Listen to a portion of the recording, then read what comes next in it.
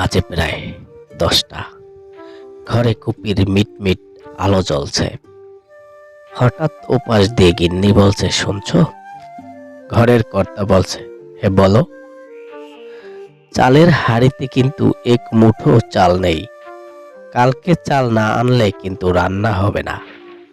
মেয়েটির স্কুলের বেতন ফি না দিলে সে কাল স্কুলে যাবে না বলে দিয়েছে। ঘরের কর্তা কিছুক্ষণ চুপ থেকে বলল, হ্যাঁ আমি দেখছি।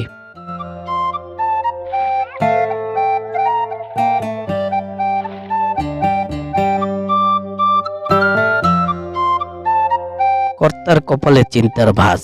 কোথায় পাবে টাকা? ঘরে তো কোনো টাকাই নেই। এদিকে নদীতে কোনো মাছ নেই। কিভাবে চলবে এই সংসার?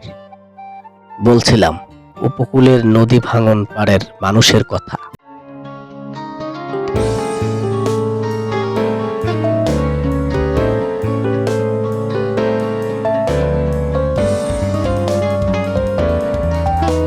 কর্তা কাক ঢাকা ভরে ছোট্ট একটি জাল নিয়ে নেমে পড়ল পায়রা নদীতে বাগদা চিংড়ির পোনা ধরতে। কর্তার গিন্নি কিন্তু ঘরে বসে নেই, চলে এসেছে নদীর পাড়ে কর্তাকে সাহায্য করতে।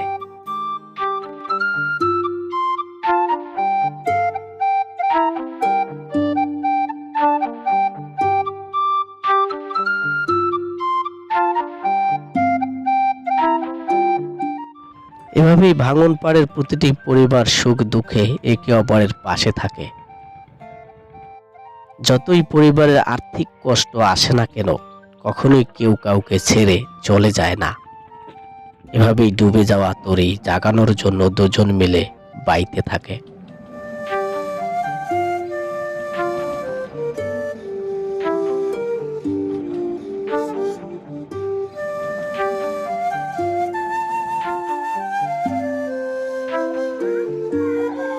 ভাঙন পাড়ের প্রতিটি পরিবারের বেঁচে থাকার একমাত্র অবলম্বন এই নদী।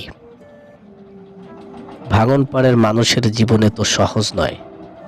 এদের প্রতিটি মুহূর্ত জীবনের সাথে যুদ্ধ করে বেঁচে থাকতে হয়। এদের জীবন চিত্র খুবই সাধারণ, সহজ সরল।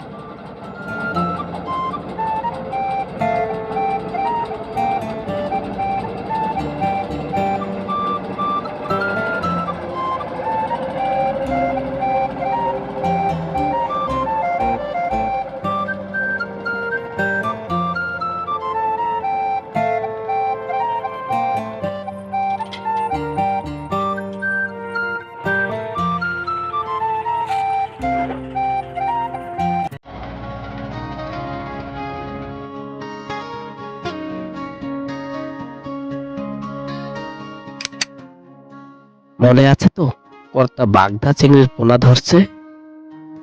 বাগদা চিংড়ির পোনা পেলে ঘরের চাল কেনা হবে, স্কুলে যাওয়া হবে মেয়েটির।